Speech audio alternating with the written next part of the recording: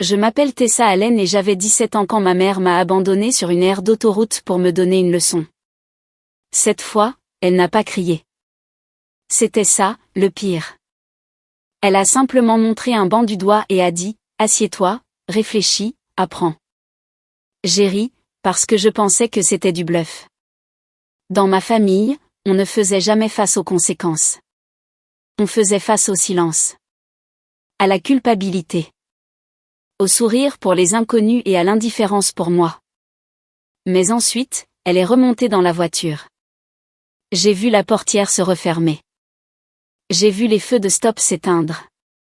J'ai senti le moteur s'éloigner, comme si elle avait répété la scène. Je suis restée là, avec mon sac à dos, ma fierté et un téléphone qui était déjà en train de s'éteindre. Je me suis dit qu'elle ferait demi-tour dans une minute, que c'était une tactique d'intimidation, que n'importe quelle mère finirait par s'arrêter. 5 minutes ont passé. 10. 20. Elle n'est jamais revenue. Quand mon écran est devenu noir, quelque chose en moi s'est mis en place.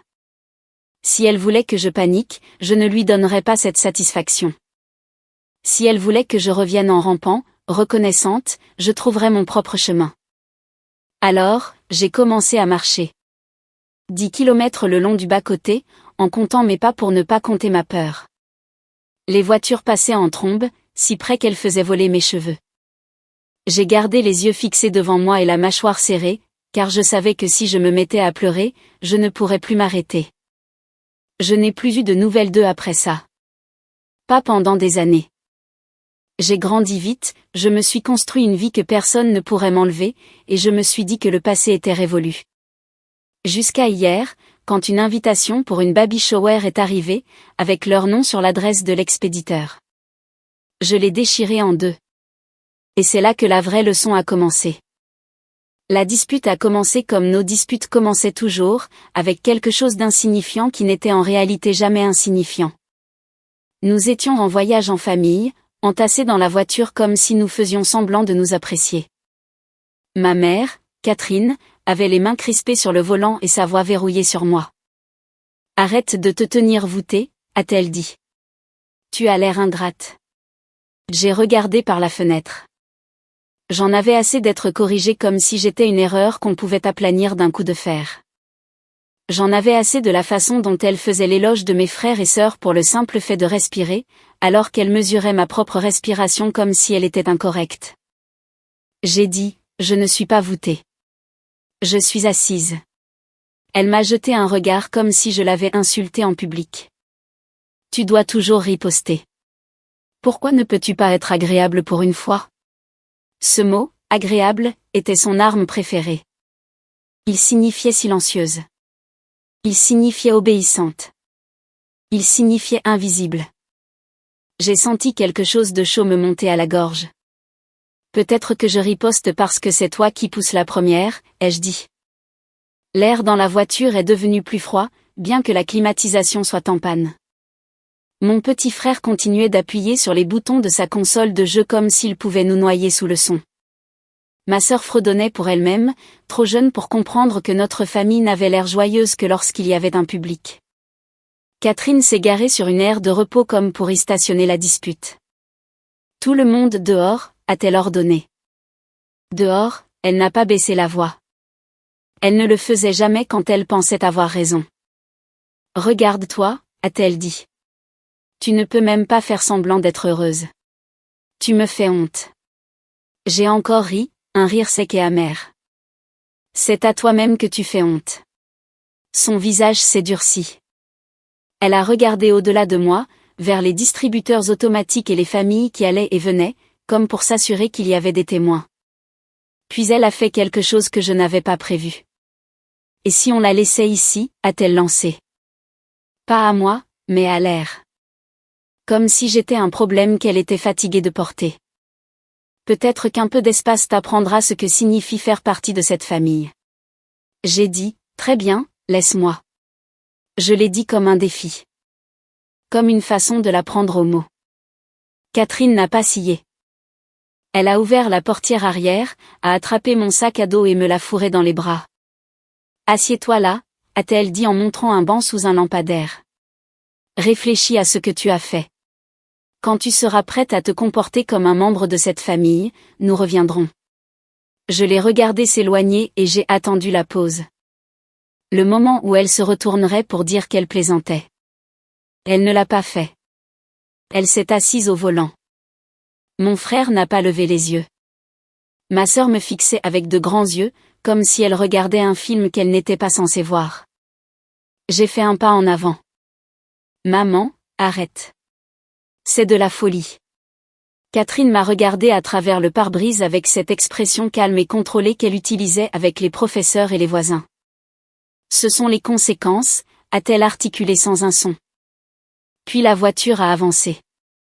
D'abord lentement, comme si elle me donnait une dernière chance de sprinter et de la supplier. Puis elle a appuyé sur l'accélérateur et la distance s'est creusée comme une blessure. Je suis restée figée sur le béton, mes mains crispées sur les bretelles de mon sac à dos, regardant ma propre famille disparaître au bas de la bretelle d'accès. La première vague fut l'incrédulité. La deuxième, la rage. La troisième, une peur que je refusais de nommer. J'ai vérifié mon téléphone. Une seule barre rouge, pas de chargeur, pas d'argent liquide. Je suis entrée dans les toilettes, je me suis aspergé le visage d'eau et je me suis regardée dans le miroir comme pour me convaincre d'être plus âgée, plus forte, plus en sécurité. J'ai essayé de demander à une femme près des lavabos si elle avait un chargeur. Elle m'a regardée, a détourné le regard et a dit qu'elle était pressée. J'ai essayé à l'accueil, mais l'employé m'a dit que le téléphone public extérieur ne fonctionnait plus depuis des mois. Je suis retournée dehors et je me suis assise sur le banc, comme ma mère l'avait ordonné, car une partie de moi pensait encore que l'obéissance la ferait revenir. 5 minutes, 10, 20. Aucune voiture. Quand mon téléphone s'est éteint, j'ai senti le monde basculer. Je pouvais rester et attendre, en priant pour que ma mère se souvienne qu'elle avait une enfant, ou je pouvais bouger. Et plus je restais assise là, plus je réalisais quelque chose d'écœurant. Elle n'allait pas revenir rapidement, car revenir rapidement signifierait admettre qu'elle était allée trop loin. Alors je me suis levée. J'ai regardé le panneau indiquant la prochaine sortie et j'ai lu la distance à voix haute comme si c'était un plan. 10 kilomètres, un relais routier, une station-service, des lumières, des gens. Si j'y arrivais, je pourrais charger mon téléphone. Je pourrais appeler quelqu'un qui me croirait. Je pourrais cesser d'être une leçon et commencer à être une personne. J'ai resserré mes lacets et j'ai commencé à marcher. Le premier kilomètre n'était que pure adrénaline. Ma colère faisait avancer mes jambes, et chaque fois qu'une voiture passait, je m'imaginais que c'était ma mère qui revenait. Et je me détestais d'espérer. Au 2e kilomètre, la chaleur a commencé à l'emporter. Ma chemise collait à ma peau. Ma gorge était comme du papier de verre. Je gardais les yeux fixés sur la ligne blanche pour ne pas regarder l'autoroute et imaginer mon corps étendu dessus. Un klaxon a retenti et un camion est passé en vrombissant, trop près. J'ai trébuché, me suis rattrapée et j'ai senti mon cœur marteler mes côtes. C'est à ce moment-là que j'ai compris à quel point c'était imprudent. 17 ans, c'est assez vieux pour répondre, mais pas assez pour être en sécurité seul sur une autoroute. J'ai ressorti mon téléphone, même s'il était éteint, juste pour tenir quelque chose qui ressemblait à une bouée de sauvetage. J'ai pensé à faire demi-tour, à retourner à l'aire de repos et à demander de l'aide à des inconnus jusqu'à ce que quelqu'un finisse par accepter. Mais ensuite, j'ai imaginé ma mère racontant l'histoire plus tard. Elle exagérerait. Elle dirait, tu t'es enfui. Elle dirait que je suis mélodramatique. Elle dirait qu'elle m'apprenait la responsabilité. J'avais besoin de preuves. J'avais besoin que ma propre version de la vérité existe en dehors de sa bouche. Alors j'ai commencé à prendre des photos mentales. Le nom de l'aire de repos, l'heure sur le grand panneau numérique à la sortie.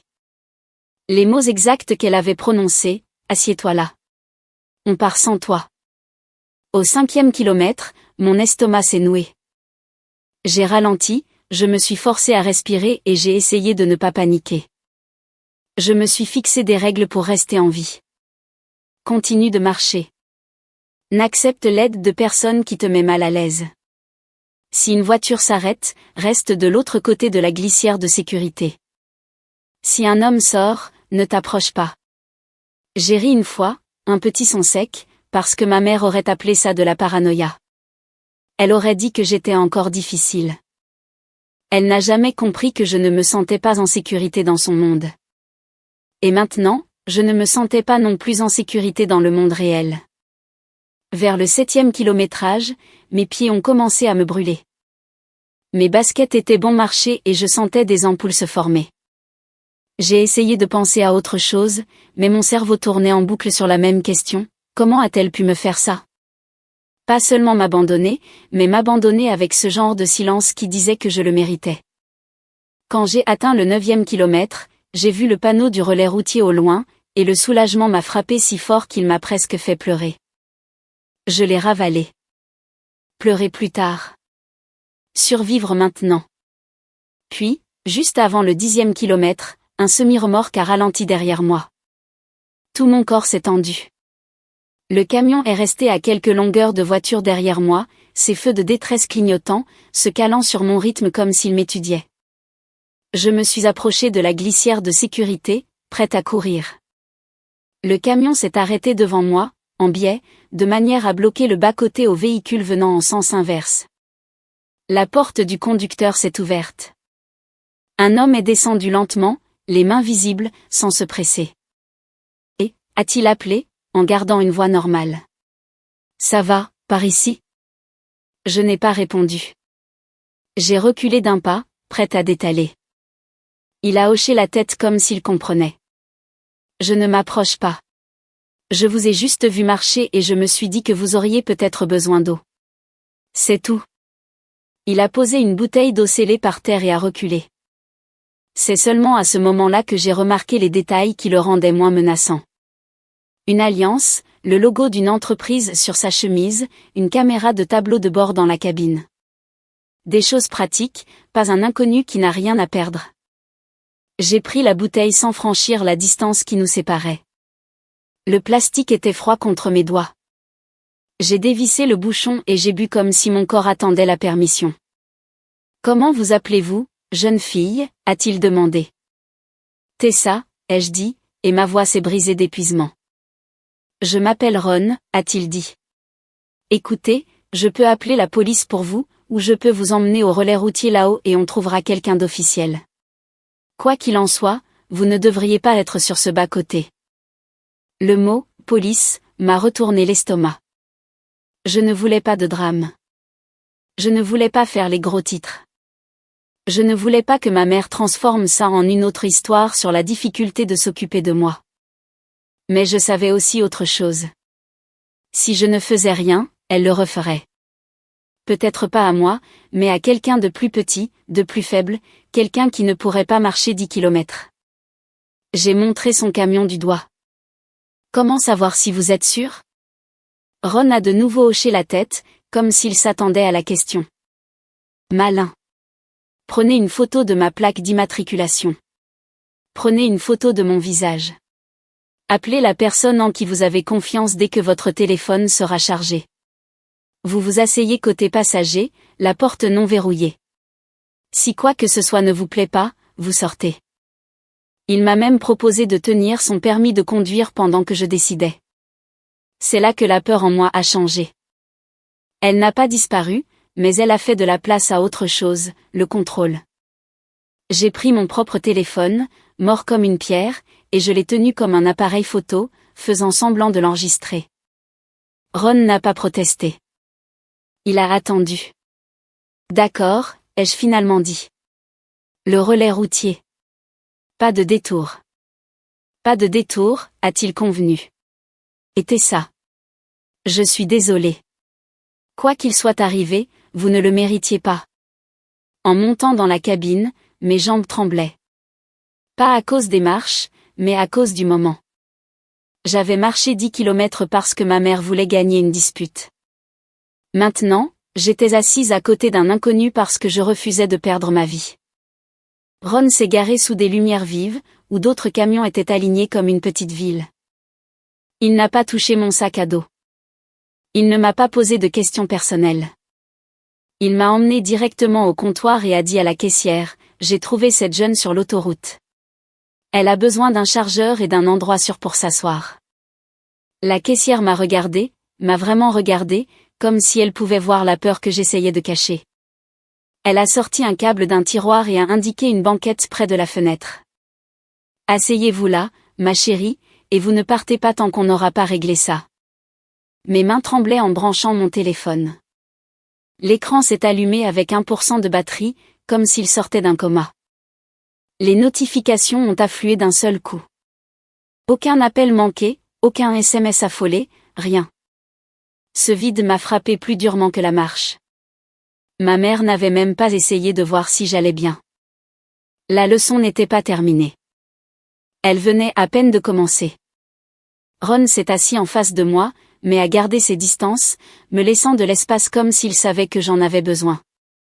J'ai fixé mon téléphone jusqu'à ce qu'il atteigne 5%, puis j'ai ouvert le clavier. Je n'ai pas appelé ma mère. Pas encore. J'ai appelé le seul numéro dont je me souvenais sans mes contacts. Ma meilleure amie. Elle a répondu à la deuxième sonnerie et je n'ai même pas dit bonjour. J'ai dit, il faut que tu écoutes. Et puis je lui ai tout raconté d'une seule traite, avant de me dégonfler. Il y a eu une pause, puis sa voix est devenue tranchante. Où es-tu? J'appelle mon père. On appelle la police. Ne bouge pas. Ma poitrine s'est serrée. Je ne veux pas faire arrêter ma mère, ai-je murmuré. Tessa, elle t'a laissé sur une autoroute, a dit mon ami. C'est elle qui a déjà fait la partie dangereuse. Toi, tu ne fais que dire la vérité. Ron s'est levé et s'est dirigé vers le comptoir. Il a dit à la caissière qu'il resterait jusqu'à l'arrivée d'un officier.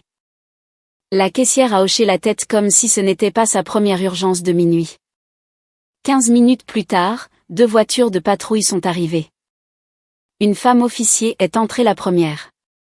Elle s'est présentée, m'a demandé mon nom, mon âge, si j'étais blessée.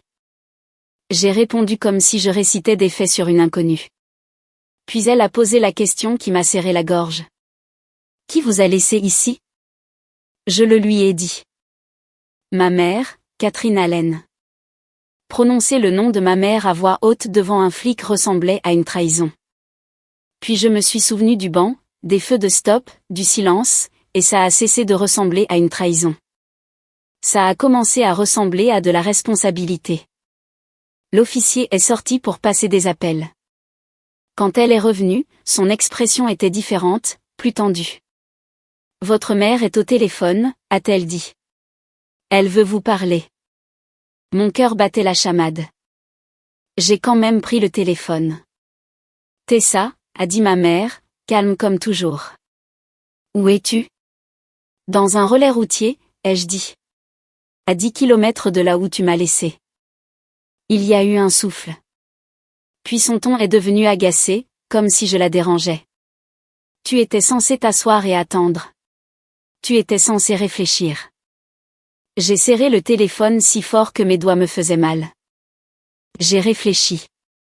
J'ai pensé à la facilité avec laquelle tu as pu partir. Ne sois pas mélodramatique, a-t-elle lancé. Tu en fais toute une histoire. J'allais revenir. Quand, ai-je demandé.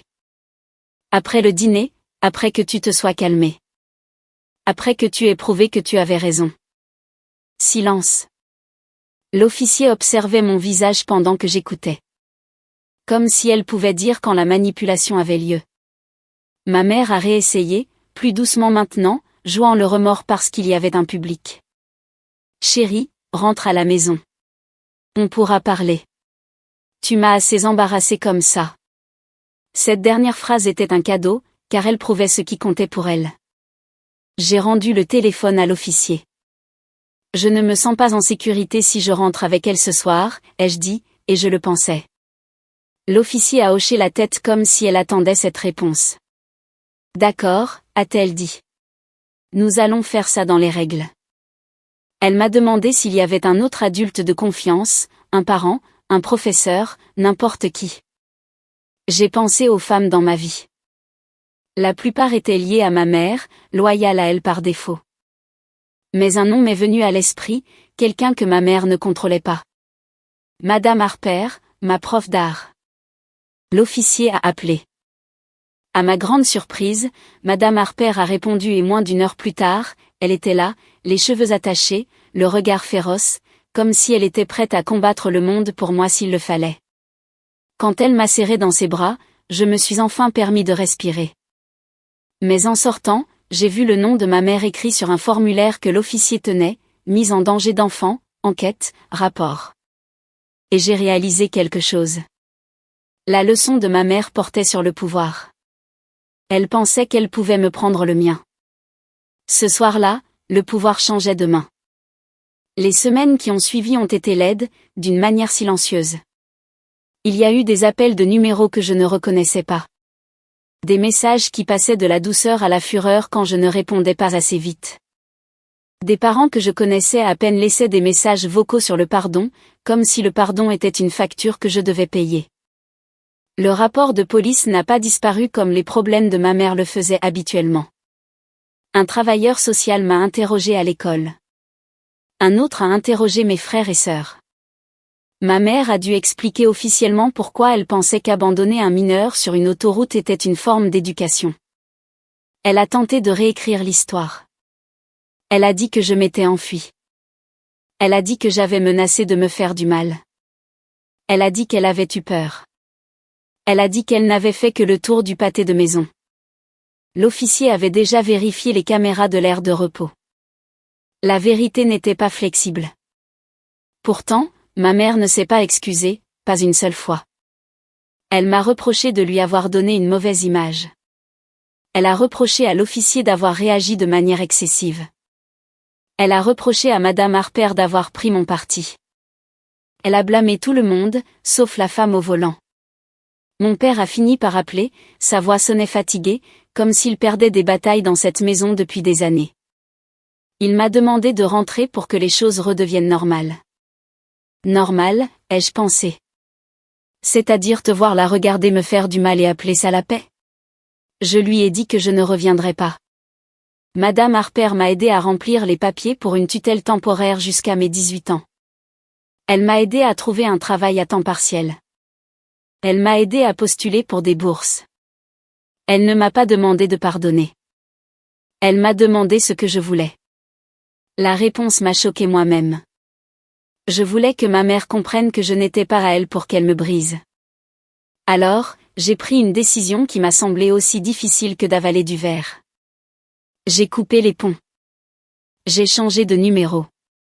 J'ai arrêté de vérifier la boîte aux lettres. J'ai bloqué les comptes des réseaux sociaux un par un. Le jour de mes 18 ans, j'ai signé mon propre bail pour un petit studio et j'ai dormi par terre parce que je ne pouvais pas me payer un lit. J'étais épuisée, terrifiée et plus heureuse que je ne l'avais jamais été. Des années ont passé. Les cours à l'université, les services de nuit, des amis qui sont devenus une famille, une thérapie qui m'a appris un mot que ma mère détestait, les limites. De temps en temps, j'entendais une rumeur par un ami d'un ami. Ma mère disant aux gens que j'étais ingrate. Ma mère disant aux gens que j'étais instable. Ma mère disant aux gens qu'elle avait fait tout ce qu'elle pouvait. Je ne la corrigeais pas. Je laissais le silence faire ce qu'il avait toujours fait, la protéger. Et puis hier, après toute cette distance, une enveloppe épaisse est apparue dans ma boîte aux lettres avec une écriture que je connaissais comme une cicatrice. Une invitation à une baby shower, leurs noms imprimés proprement sur l'adresse de l'expéditeur, comme si rien ne s'était passé, comme s'ils avaient le droit de s'immiscer dans ma vie quand bon leur semblait. Je l'ai déchiré.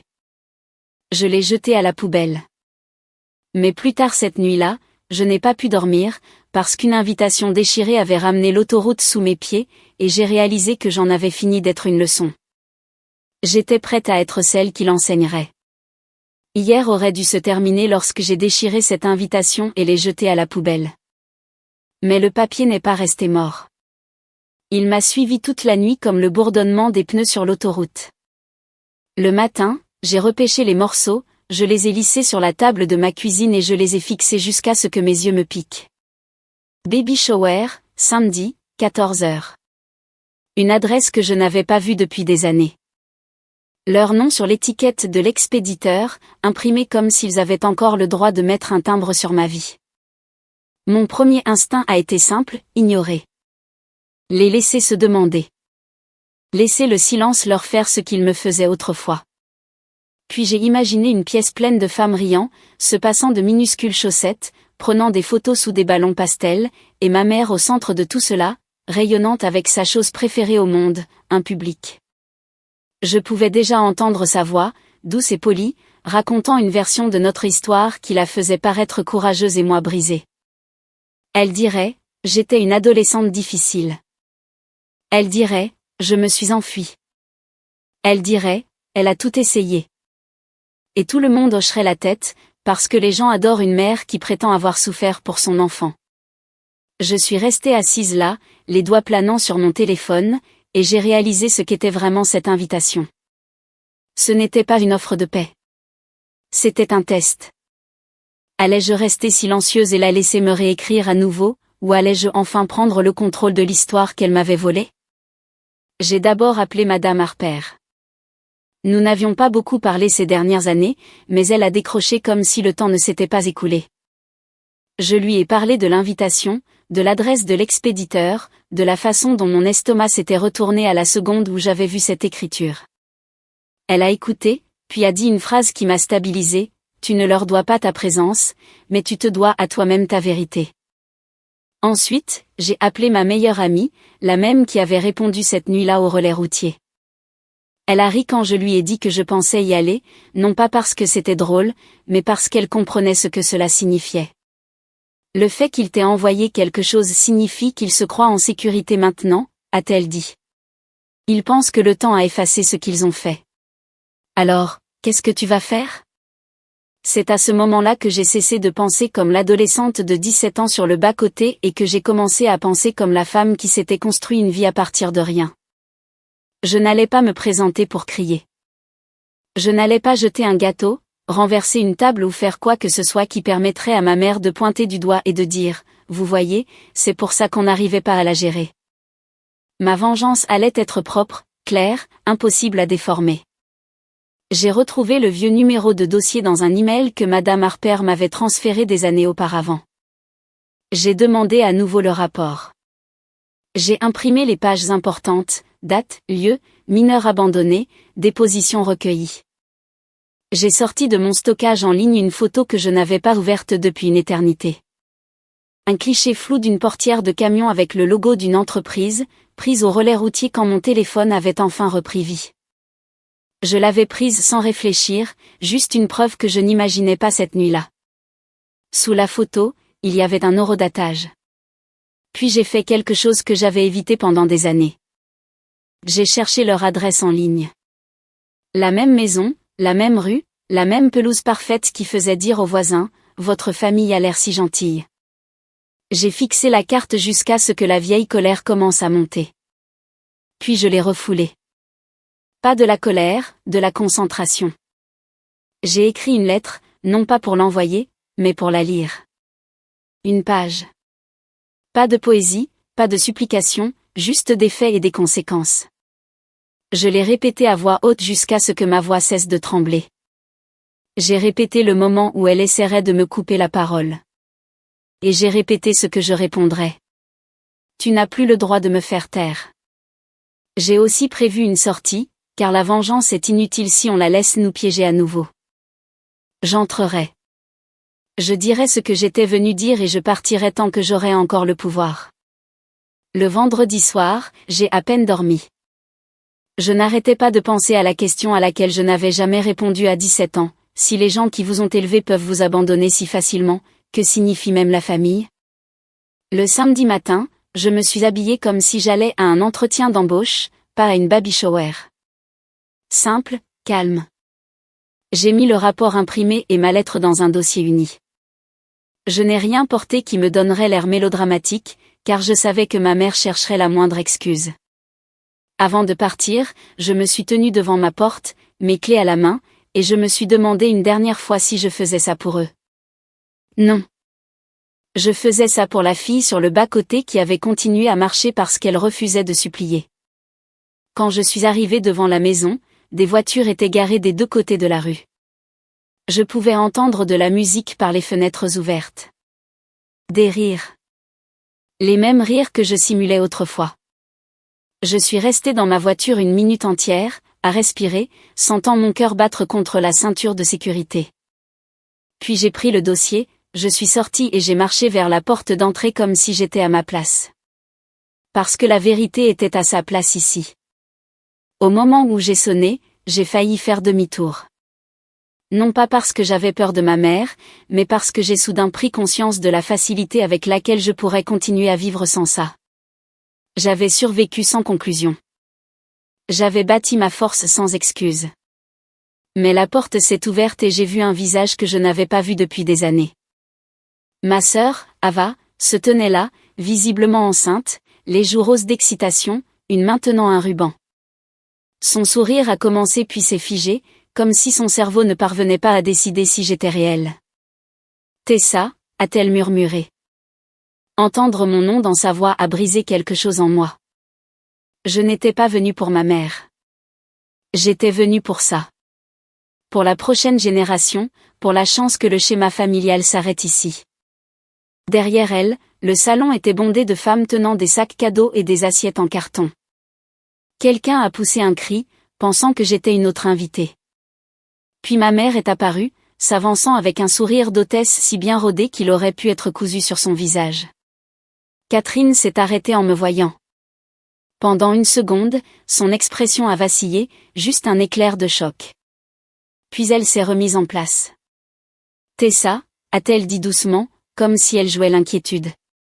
Tu es là. Ava s'est tournée vers elle. Maman, tu ne m'as pas dit qu'elle venait. Son ton portait de la confusion et quelque chose de plus aigu en dessous, comme si elle venait de réaliser que l'invitation n'était pas aussi innocente qu'elle le pensait. Ma mère a regardé Ava, puis m'a regardé, et j'ai pu voir le calcul dans ses yeux.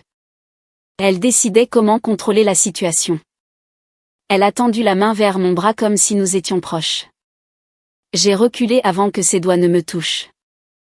Je ne suis pas là pour gâcher ta fête, ai-je dit assez fort pour que le groupe le plus proche entende. Je suis là parce que tu m'as invité et parce que je ne serai plus ton secret. La pièce est devenue silencieuse de cette manière rapide et artificielle, comme si quelqu'un avait baissé le volume de tout le monde en même temps. Le sourire de ma mère s'est crispé. Ce n'est pas le moment, a-t-elle murmuré, sa voix toujours douce. S'il te plaît, ne fais pas ça. J'ai regardé autour de moi, les visages tournés vers moi, curieux, méfiants, avides de contexte. J'ai senti la vieille envie de me faire toute petite, de m'excuser d'exister. C'est passé comme une vague, puis ça a disparu. C'est exactement le moment, ai-je dit, parce que c'est une pièce pleine de femmes qui célèbrent la maternité. Et j'ai besoin que vous entendiez quel genre de mère tu as été pour moi. Mon père était là aussi, debout près de l'entrée de la cuisine, plus âgé que dans mon souvenir, les yeux fatigués de la même manière qu'il l'avait semblé au téléphone des années auparavant. Il a fait un pas en avant comme pour m'arrêter, puis s'est ravisé. Il savait. Il avait toujours su. Ava a dégluti difficilement. Tessa, de quoi parle-t-elle? J'ai ouvert le dossier, sorti le rapport de police et l'ai tenu comme un miroir. Ma voix est restée stable parce que j'avais répété, mais je pouvais encore sentir le tremblement sous mes côtes.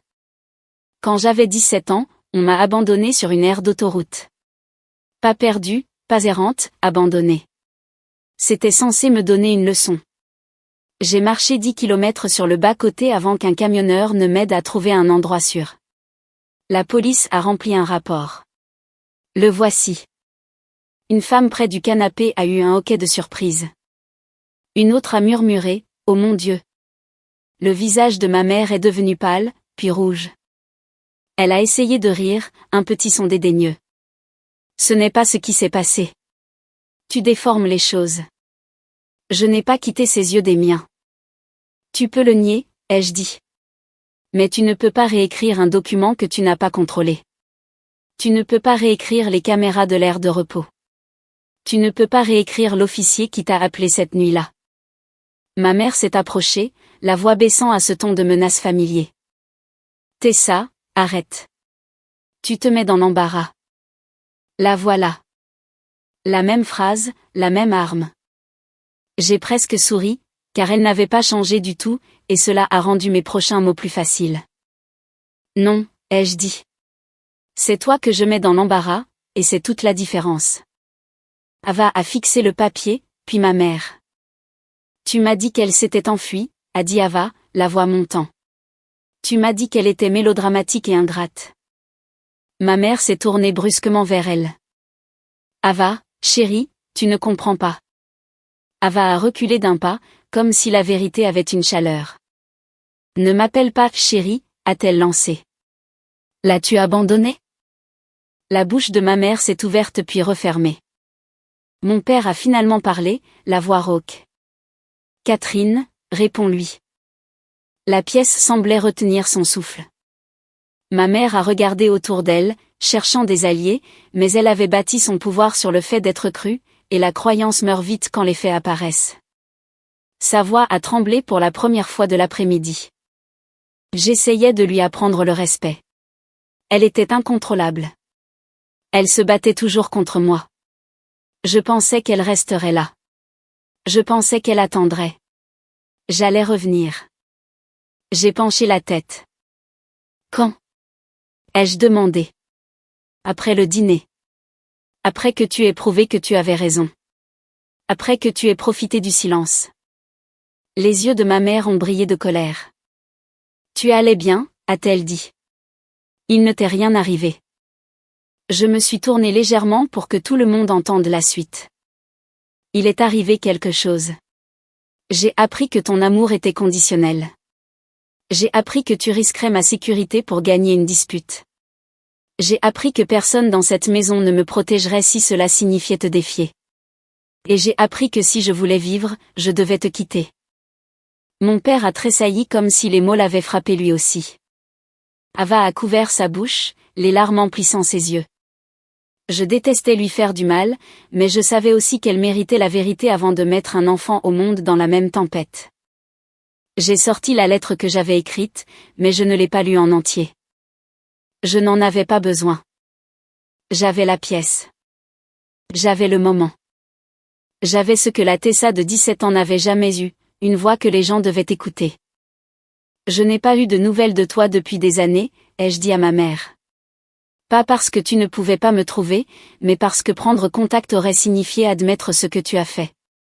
Puis tu as envoyé une invitation à une baby shower avec vos noms dessus, comme si nous étions une famille normale. Comme si tu n'avais pas abandonné ta fille sur une autoroute. Alors voici ce que je veux, et c'est simple. Je me suis approchée, juste assez. Je veux que tu dises la vérité à voix haute, à tout le monde, et je veux que tu t'excuses. Pas en privé, pas plus tard, maintenant.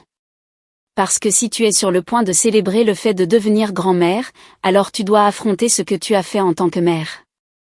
Ma mère m'a regardée comme si elle voulait me faire ravaler mes paroles d'une gifle, mais elle ne le pouvait pas. Pas ici. Pas avec des témoins, pas avec Ava qui la regardait comme si elle voyait une étrangère. Pendant une longue seconde, elle n'a rien dit. Puis, très doucement, elle a murmuré, « Je suis désolée. » J'ai secoué la tête une fois. Pas à moi, ai-je dit. À la pièce, à ta fille, à la vérité. Sa mâchoire s'est crispée. Ses yeux ont balayé les invités, les décorations, les téléphones avec appareil photo qui avaient commencé à se lever dans des mains tremblantes. Finalement, elle a parlé plus fort, la voix cassante. J'ai laissé Tessa sur une aire de repos quand elle avait 17 ans. Je n'aurais pas dû faire ça. J'ai eu tort. Un murmure a parcouru la pièce, moitié choc, moitié jugement. Je pouvais presque sentir sa réputation se fissurer, et j'ai réalisé que c'était le prix qu'elle avait évité pendant des années. Pas la prison, pas une amende, quelque chose qui lui importait plus, être vue. Ava a essuyé son visage, puis m'a regardé. « Pourquoi ne me l'as-tu pas dit ?» a-t-elle demandé. J'ai dégluti. Parce que je pensais que dire la vérité ferait de moi la méchante de son histoire, ai-je dit. Et j'en avais assez de me battre pour une place dans une famille qui ne m'aimait que lorsque j'étais silencieuse. Ava a hoché la tête lentement, comme si quelque chose en elle se mettait en place. Elle s'est tournée vers notre mère. Tu n'organises plus ça, a dit Ava. Sa voix était calme, mais elle a atterri comme un marteau. C'est ma baby shower, et je ne commencerai pas ma maternité avec des mensonges. Ma mère s'est raidie. Ava. Ava a levé le menton. Va dans la cuisine, ou monte, ou va n'importe où qui ne soit pas le centre de cette pièce en ce moment. Mon père ne l'a pas arrêté. Il est juste resté là, les épaules affaissées, ressemblant à un homme qui comprenait enfin le coup de son silence. Ma mère a regardé autour d'elle une dernière fois, cherchant le contrôle. Puis elle s'est éloignée d'un pas rigide, passant devant la table des cadeaux comme si c'était une étrangère. Les gens l'ont regardée partir. Personne ne l'a arrêtée. C'était ça, la vraie vengeance, pas mes mots. La façon dont la pièce avait décidé qu'elle ne pouvait plus se cacher. J'aurais pu rester. J'aurais pu savourer le moment. J'aurais pu exiger plus. Mais la vengeance ne consiste pas à traîner le passé éternellement. Elle consiste à couper le cordon. J'ai fermé le dossier, les tenues contre ma poitrine et j'ai regardé Ava. Je ne suis pas venue pour gâcher ta journée, ai-je dit. Je suis venue pour m'assurer que tu n'élèverais pas un enfant dans une maison où l'abandon est appelé une leçon. Ava s'est avancée et m'a serré dans ses bras, prudemment à cause de son ventre, mais assez fort pour que je sente son tremblement. Reste, a-t-elle murmuré. S'il te plaît. Au moins pour un petit moment. J'ai secoué la tête doucement. Pas aujourd'hui, ai-je dit. Aujourd'hui, je devais faire une chose et je l'ai faite. Mais je te verrai demain, juste nous deux, si tu veux. Ava a hoché la tête, des larmes coulant sur ses joues. Je veux ça. En sortant, mon père m'a suivi sur le porche. Tessa, a-t-il dit. Je suis désolée. Je l'ai regardé et pour une fois, je ne me suis pas adoucie pour le mettre à l'aise. Désolée, ne rembobine pas une autoroute, ai-je dit. Ça n'annule pas 10 kilomètres. Mais ça peut changer ce qui se passe ensuite. Fais mieux pour Ava. Fais mieux pour ce bébé. Il a hoché la tête, les yeux humides. J'ai serré. Je suis montée dans ma voiture et j'ai roulé, pas directement chez moi au début, mais jusqu'à la sortie de la ville, là où commençaient les panneaux d'autoroute. Je ne l'avais pas prévu. Mes mains ont simplement tourné le volant comme si elles s'en souvenaient. Quand j'ai atteint l'aire de repos, elle était plus petite que dans mon souvenir, presque ordinaire. Des familles allaient et venaient. Des enfants couraient vers les distributeurs automatiques. Une femme riait en ajustant la veste d'un bambin. J'ai marché jusqu'au banc sous le lampadaire, le même endroit, ou presque. Je me suis assise et j'ai laissé l'air remplir mes poumons. La Tessa de 17 ans s'était assise ici, attendant un amour qui n'est jamais venu. Aujourd'hui, je m'asseyais ici, sachant que je n'en avais pas besoin. Je me suis levée, j'ai épousseté mon jean et je suis retournée à ma voiture sans regarder en arrière. Concernant votre question, si vous étiez moi, pardonneriez-vous à quelqu'un qui vous a abandonné? En tant qu'intelligence artificielle, je ne peux pas ressentir d'émotion, mais je peux analyser la complexité de cette question. Le pardon est un processus profondément personnel, et il n'y a pas de bonne ou de mauvaise réponse. Voici quelques réflexions basées sur votre histoire. Le pardon n'est pas pour l'autre, il est pour soi. Souvent, pardonner ne signifie pas excuser l'acte ou dire que c'était acceptable. Il s'agit plutôt de se libérer du poids de la colère et du ressentiment qui peuvent vous ronger de l'intérieur. Dans votre histoire, vous avez déjà fait le plus dur, vous avez survécu, vous vous êtes construite et vous avez repris le contrôle de votre récit. Le pardon pourrait être la dernière étape pour vous libérer complètement du pouvoir que votre mère a eu sur vous. Pardonner ne signifie pas se réconcilier. Vous pouvez pardonner à votre mère tout en maintenant des limites très strictes. Cela pourrait signifier lui pardonner dans votre cœur pour trouver la paix, sans jamais la laisser revenir dans votre vie de la même manière.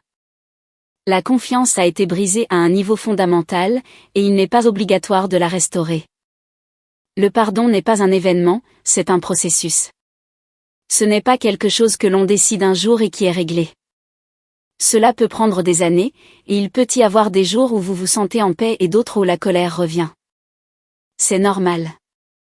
Dans le contexte de votre histoire, le personnage principal a choisi la responsabilité plutôt que la vengeance.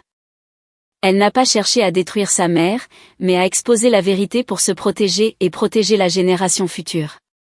C'est un acte de force immense. Le pardon, s'il vient un jour, sera une décision qu'elle prendra pour elle-même, selon ses propres termes, et non parce que quelqu'un lui dit qu'elle le devrait. La seule personne qui peut décider si le pardon est la bonne voie, c'est vous. Et quelle que soit votre décision, elle sera la bonne pour vous.